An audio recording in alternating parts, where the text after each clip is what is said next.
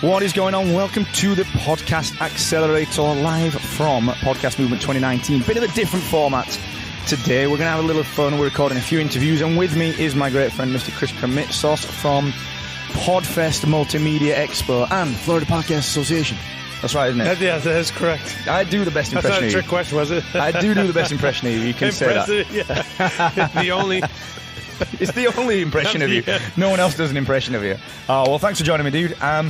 We're going to talk about community in just 1 second. I just want a quick reminder to you listening out there. First of all, thank you for joining me here at Podfest. At Podcast Movement. It's been a great time. You're getting some free ad there, dude. It's been really interesting seeing some of the listeners engaging, building the community out, and that's what we're going to talk about with Chris in just a second. But before I do that, quick reminder, Captivate.fm, 7-day free trial, hosts multiple shows for one simple price. So, Chris, we're at a podcast conference. You run, in my opinion, the most community-led podcast conference in the world. Orlando, every single year, early in the spring, every single year. We've got to know each other really well. Chris is a great friend of mine, as you guys will probably tell from the banter that we have. In this age of industry, podcasting is becoming so much more industrial. We're sat here at Podcast Movement looking at the big players in the industry, as opposed to 2-3 years ago. They just simply weren't here.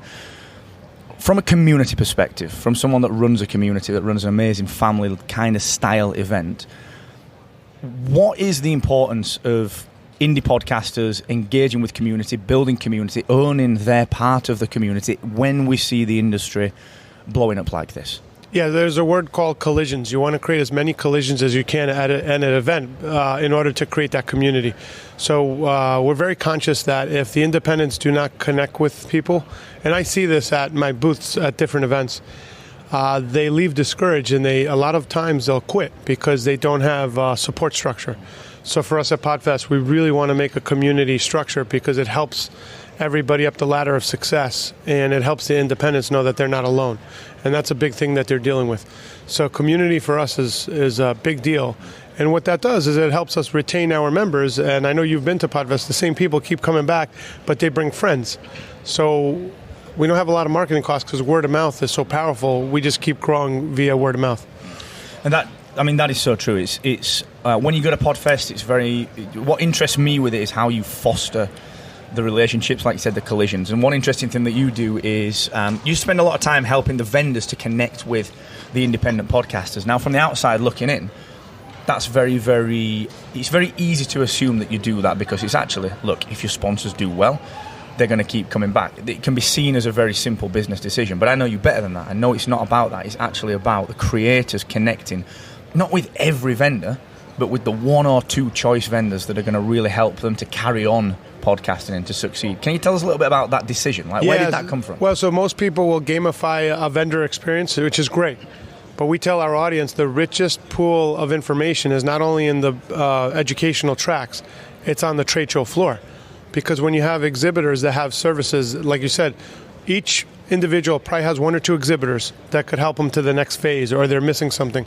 So we make it, the trade show floor is actually an integral part of the attendees' experience. And then we gamify where everybody wins a prize if they visit. But it's really important to make sure that they know that the exhibitors are not there to sell them. They're there to support and help them. And it creates a whole, as you know, different interaction between exhibitor and attendee. Actually, it's seamless because we're all become one. And that's really the vantage point of what we try and do every year.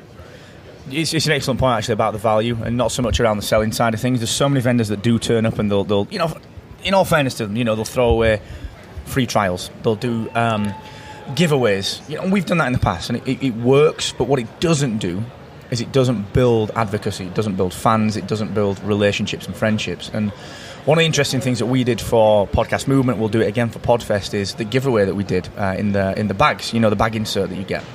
We did the 9 unconventional ways to grow your podcast in 5 minutes a day. And man, this has been the biggest reaction to anything that we've ever done at a conference, because people are saying, do you know what? It's the first time we didn't get a pamphlet, a flyer, and you've actually given us a little bit of value. So if you are a podcaster, if you are heading to a conference like a Podfest or a Podcast Movement or any of the conferences that might happen locally to each podcaster, what would be your 1-2 tips for a new independent podcaster to get the most out of a conference for their show, for their brand? Yeah, one is find other like-minded podcasters that you could be peer-to-peer. You could hit for advice, but people that are very positive to help you through your downtimes.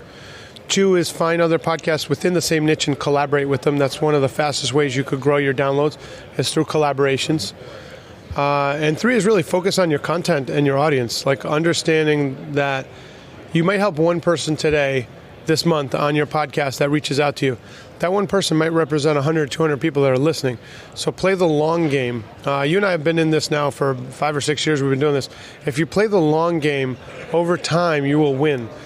Playing the short game has short-lived results. So if you're in it, play the long game and build those relationships and ask for things that are a win-win for everybody as you grow your podcast and your listener base, just like I did with my conference.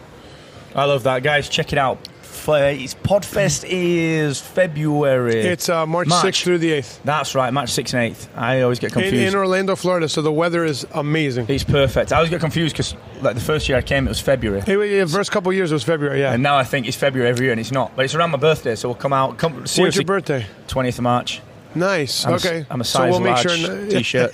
I like shiny things. If all you want is a T-shirt, you got it. I don't want a Podfest T-shirt.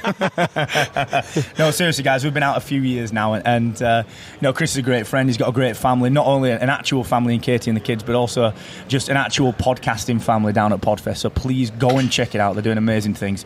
And just grab a ticket, Podfest Expo, Google it. We're excited about Captivate. I've been telling people all about it, so congratulations on all that you guys are doing. Hey, thanks for the support, dude. What you guys won't know is that Chris and I have these random conversations. We spoke about 2 weeks ago. I was on a walk. I don't know what you were doing. It sounded like you were rattling around a kitchen somewhere. Probably. But we get the most business and the most chat done on those kind of things. Yeah. So make friends in the industry, guys. It's vital. So, thank you, buddy. All right, man. Thanks for having me. Always a pleasure. Go and enjoy your day. You're going to do some awesome. MCing. Yeah, I'm going to go next door, so I'll see you later. That sounds like a plan. Guys, thank you for joining me. It's always a pleasure. Until the next episode, remember, the best you can do for yourself is just expect the most, expect the best, build friendships, build relationships, and never forget, the more you expect from yourself, the more you will excel.